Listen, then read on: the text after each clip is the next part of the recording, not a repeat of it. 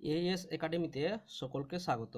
আজকে আমরা আলোচনা করব একটি জ্যামিতি বক্সে কোন কোন যন্ত্র থাকে এবং কোন যন্ত্রগুলোর সাহায্যে আমরা কোন চিত্র অঙ্কন করি, অর্থাৎ যন্ত্রগুলোর প্রাথমিক ধারণা সম্পর্কে আমরা আলোচনা করব। চলো তাহলে বক্সটি ওপেন করি।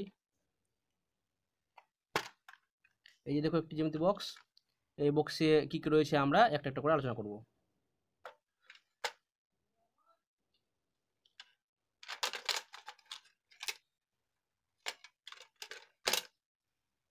এই যে দেখো আমি বের করে নিয়েছি একটি স্কেল বা রুলার।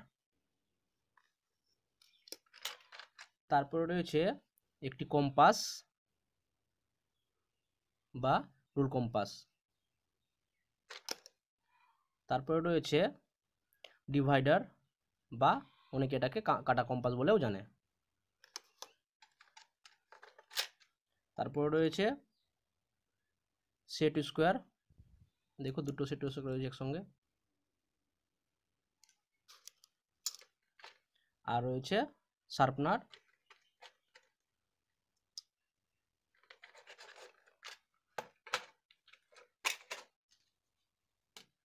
আর একটি রয়েছে ইরেজার।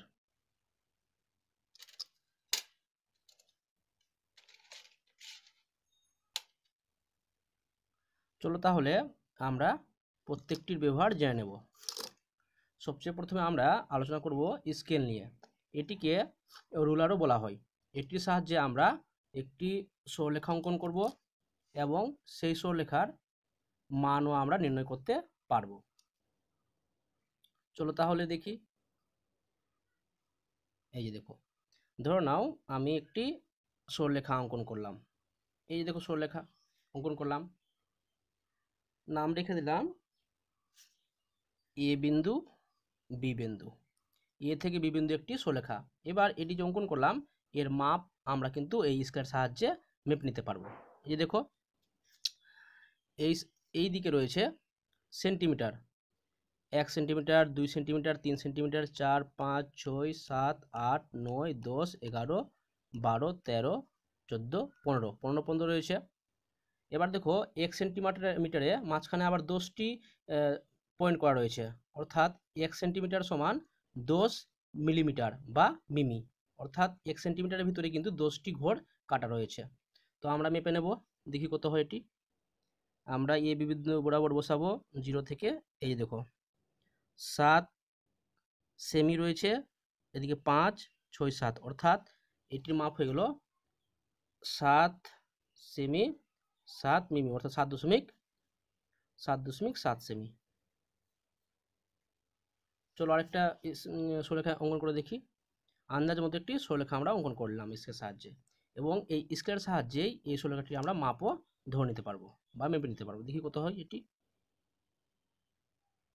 এটি হয়ে গেল 6 সেমি 6, 5, 6, 7, 6.7 সেমি। এবার মনে করো প্রশ্ন দেওয়া হয়েছে, দেখি বলা হয়েছে 5.3 সেমি অঙ্কন করো, এরকম একটা প্রশ্ন দেওয়া রয়েছে। তাহলে আমরা এই স্কেলের সাহায্যে এই মাপের দৈর্ঘ্যটি আমরা এঁকে নিতে পারবো। তাহলে কত বলেছে 5.3 সেমি। আমরা এইখান থেকে 5 পর্যন্ত যাব এবং 3টি ঘর 3 সেমি পয়েন্ট দিয়ে বলেছে 3 মিমি, তাহলে আমরা 3 পর্যন্ত যাব। এটি হয়ে গেল 5.3 সেমি। এটি হচ্ছে স্কেলের কাজ। চলো এরপরের টুলটা দেখি। এরপরে নিয়ে এসেছি আমি একটি চাঁদা, এটাকে প্রোটেক্টরও বলা হয়। এটির সাহায্যে আমরা কোণ অঙ্কন করতে পারবো। ধরে নাও প্রথমে আমরা করব কি, স্কেলের সাহায্যে একটা আন্দাজ মতো সরলরেখা অঙ্কন করব।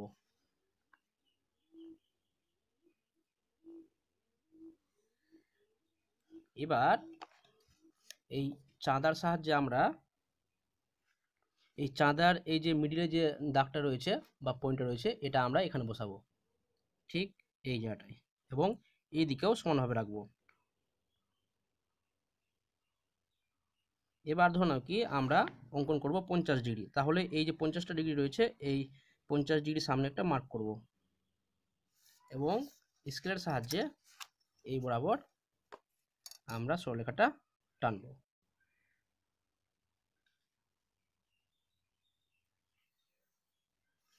তাহলে এই কোণটা যে পেলাম এটা হয়ে গেল 50°।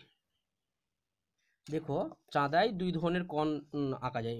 দেখো দুই ধরনের মাপ রয়েছে। দেখো এখান থেকে দেখো 0, 0, 10, 20, 30, 40 এভাবে করে বেড়েছে।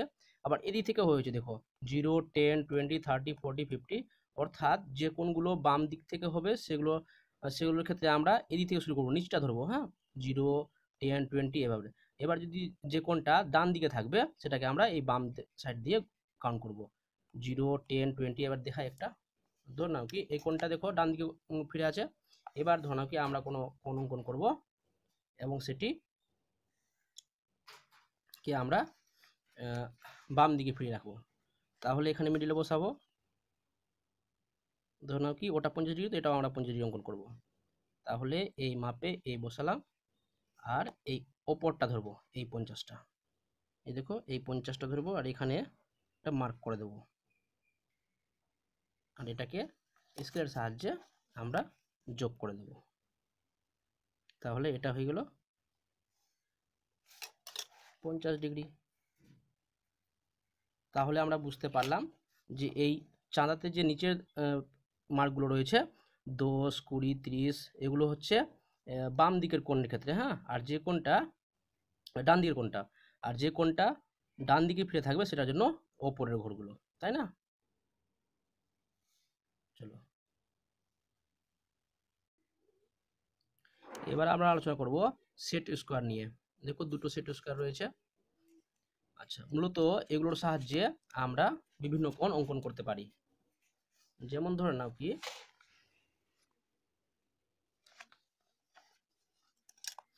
এই যে দেখো এই স্কোয়ারটিতে দেখো তিনটি কোণ রয়েছে, একটা, দুটো, তিনটে। এটা যদি আমরা নামকরণ করি এ, বি, এটি সি, তাহলে এই কোণটা হবে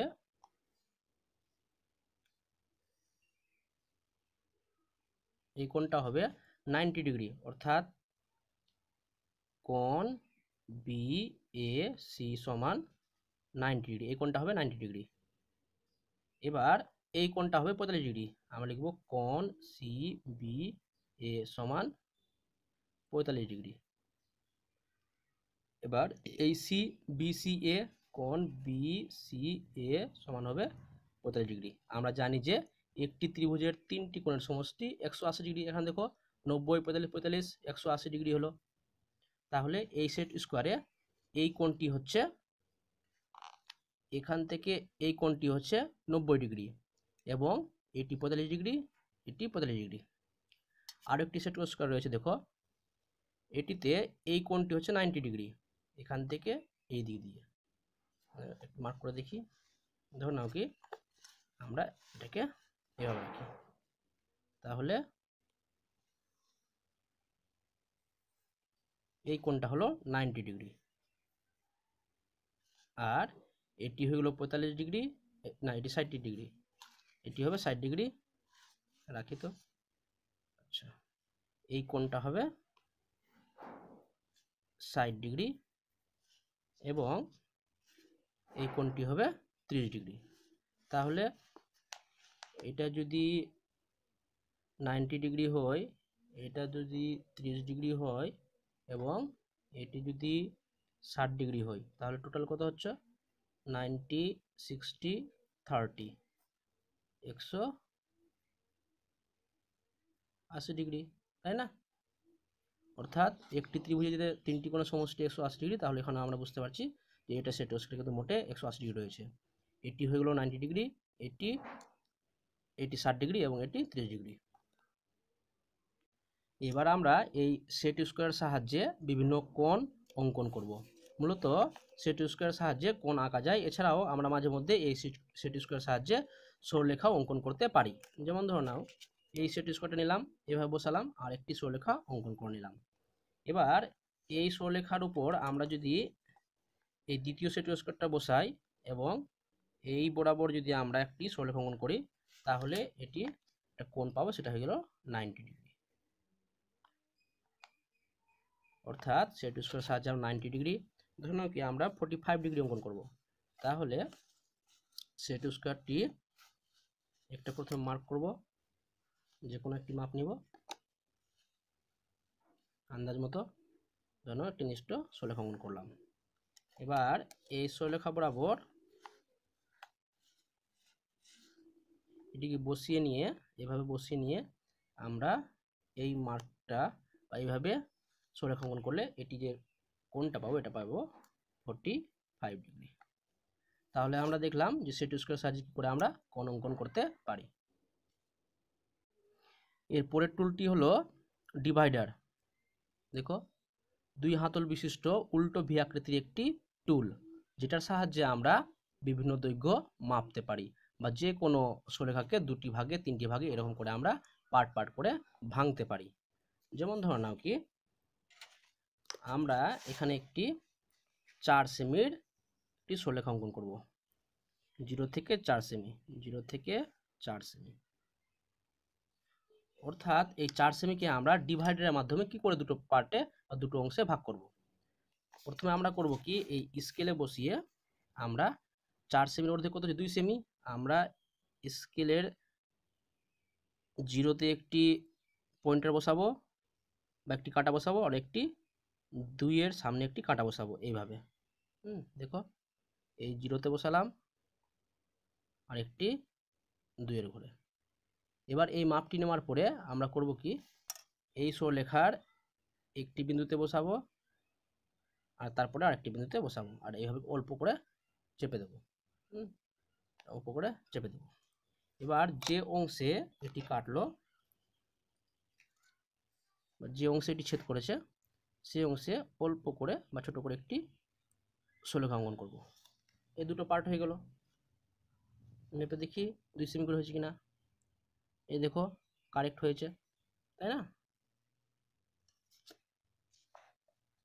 এছাড়াও আমরা ধরে নাও কি আমরা 10 সেমি একটা সরলরেখা নেব, 10 সেমি। এই পাতায় করি,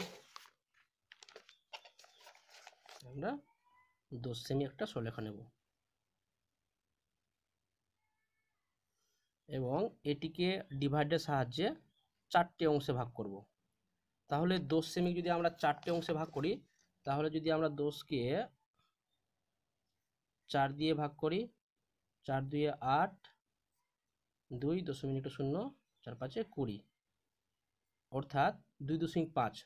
তো একটি ঘর হবে 2.5। তো প্রথমে আমরা করবো স্কেল নেব, স্কেলে এই ডিভাইডার বসিয়ে একটা 0, একটি কাটা 0তে বসাবো আর একটি কাটা 2.5-এ। দেখো বসিয়েছি, দেখা যাচ্ছে না? দেখো, এই 0তে বসালাম একটা, আর দেখো এই 2.5-এ একটি কাটা 2.5। এই দেখো, দেখো বসালাম, মাপলাম, মেপে নিলাম 0 থেকে 2.5 পর্যন্ত। এবার আমরা একটি বিন্দুতে বসাবো, অল্প করে চাপ দিয়ে মার্ক করে নেব, এই যে। আবার এটা তুলে নেব, তুলে নিয়ে এটাকে মার্ক করব, ছেদ করে দেব, আবার এটা তুলব, আবার এটা ছেদ করে দেব। তাহলে আমাদের 4টে পার্ট পেয়ে যাব। তাহলে যে অংশগুলোতে ছেদ করেছে সেগুলো অল্প দিয়ে অল্প করে আমরা একটা সরলরেখা অঙ্কন করে নেব।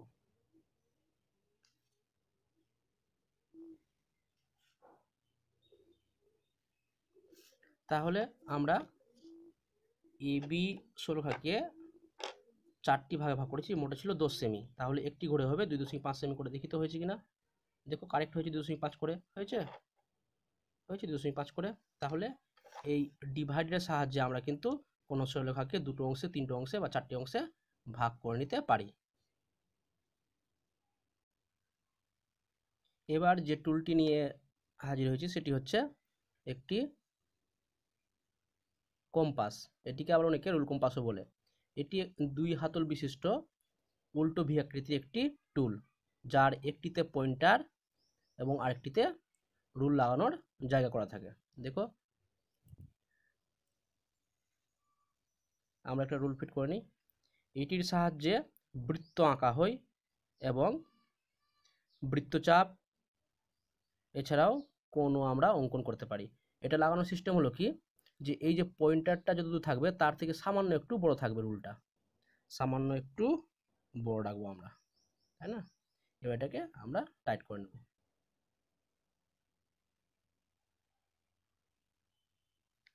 আচ্ছা, তাহলে এই কম্পাসের সাহায্যে আমরা কি করতে পারি, বৃত্ত অঙ্কন করতে পারি। যেমন কি এই এখানে বসালাম, বসিয়ে নিয়ে এই বসালাম, আর ঠিক এখানে বসিয়ে এইভাবে গোল ঘোরালেই বৃত্ত অঙ্কন করা হয়ে গেল, তাই না? দেখো, বাস হয়ে গেছে। আরো ভালো করে দেখা দেখি একটু, ধরো এখানে করলাম, এভাবে বসাবো যে কোনো জায়গায়, আর এভাবে করে ঘুরিয়ে নেব, বাস এই হয়ে গেল বৃত্ত। এবার ধরে নাও কি, যদি আমাদের মাপ বলে দেওয়া হলো যে 2 সেমি ব্যাসার্ধের একটি বৃত্ত অঙ্কন করো,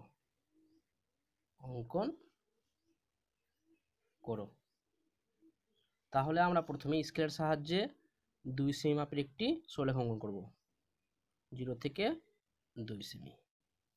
তারপর আমরা এই সরলরেখার একটি বিন্দুতে পয়েন্টার এবং আরেকটি বিন্দুতে রুল পেন্সিলের মাপ হিসেবে বসিয়ে নেব। যে দেখো বসিয়ে নিয়েছি, বসে 2 সেমি মাপ নিলাম। এবার এই মাপে এইভাবে করে বৃত্ত এঁকে নিলাম, দেখতেই পাচ্ছ। তাহলে এই বৃত্তের ব্যাসার্ধ হচ্ছে 2 সেমি, তাই না? এবার এই কম্পাসের সাহায্যে আমরা কোনো সরলরেখাকে দুটি অংশে ভাগ করতে পারি। ধরে নাও আমরা এখানে 6 সেমি একটি সরলরেখা অঙ্কন করব, 0 থেকে 6 সেমি, 0 থেকে 6 সেমি, এবং কম্পাসের সাহায্যে আমরা এটিকে দুটি অংশে ভাগ করব। নাম দিয়ে দিই, একটি বিন্দুর নাম এ, একটি বিন্দুর নাম বি।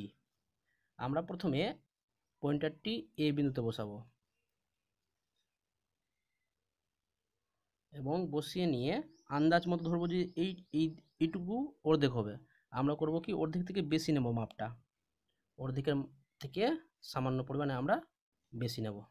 নেওয়ার পরে এই সরলরেখার ওপর দিকে একটি বৃত্তচাপ নেব, নিচের দিকে একটি বৃত্তচাপ নেব। আবার পয়েন্টারটি বি বিন্দুতে বসাবো এবং উপরের দিকে একটি বৃত্তচাপ নেব, নিচের দিকে একটি বৃত্তচাপ নেব। এটা একটু ছোট হয়ে গেছে, আমরা আবার বসাবো, বসিয়ে নিয়ে কাটবো। এবার এই দুটো ছেদক বিন্দু আমরা যোগ করে নেব, ছেদক বিন্দু আমরা যোগ করে নেব।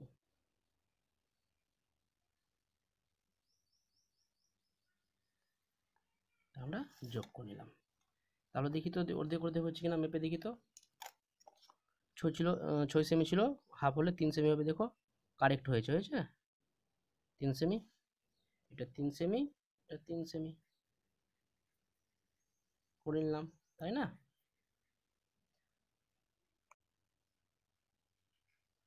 এবার আমরা কম্পাসের সাহায্যে কোণ অঙ্কন প্রণালী দেখব, বা কি করে একটি কম্পাসের সাহায্যে কোণ আঁকা যায়।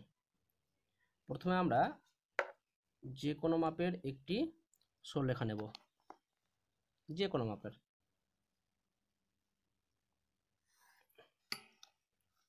নাম রেখে দিই এ বিন্দু, বি বিন্দু। এবার কম্পাসের পয়েন্টারটি এ বিন্দুতে বসিয়ে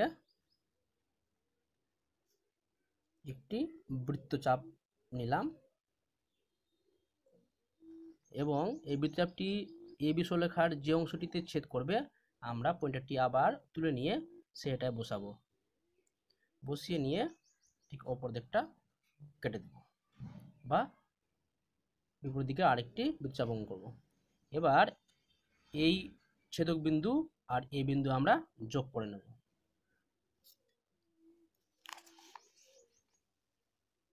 এই বিন্দু আর এই ছেদক বিন্দু আমরা যোগ করে নেব।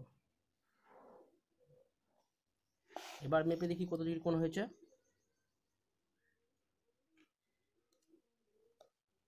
উল্টো হয়ে গেছে চাঁদাটি, পানি দেখো, দেখো কারেক্ট হয়েছে 60 ডিগ্রি কারেক্ট হয়েছে, হয়েছে না? দেখো কারেক্ট হয়েছে 60 ডিগ্রি। তাহলে আমরা কম্পাসের সাহায্যে 60 ডিগ্রি কোণ অঙ্কন করলাম। এছাড়াও 90 ডিগ্রি, 45 ডিগ্রি, 150 ডিগ্রি এগুলোও কিন্তু অঙ্কন করা যাবে এই কম্পাসের সাহায্যে, আমরা পরবর্তী ক্লাসে দেখব। এছাড়াও কিছু টুল রয়েছে জ্যামিতি বক্সে, যেমন শার্পনার এর সাহায্যে আমরা যে কোনো পেন্সিল ছুচলো বা ধারালো করতে পারি, তাই না? আর রয়েছে একটি ইরেজার, এটির সাহায্যে আমরা যে কোনো কিছু ভুল হয়ে গেলে বা কোনো অপ্রয়োজনীয় দাগ পড়ে গেলে আসলে যদি অঙ্কন করি তাহলে আমরা যে কোনো সময় মুছে নিতে পারি, এভাবে করে মুছে নিতে পারি। এই হলো আজকের আলোচনা। পরবর্তী ক্লাসে আমরা কম্পাসের সাহায্যে বিভিন্ন কোণ অঙ্কন প্রণালী আমরা দেখব।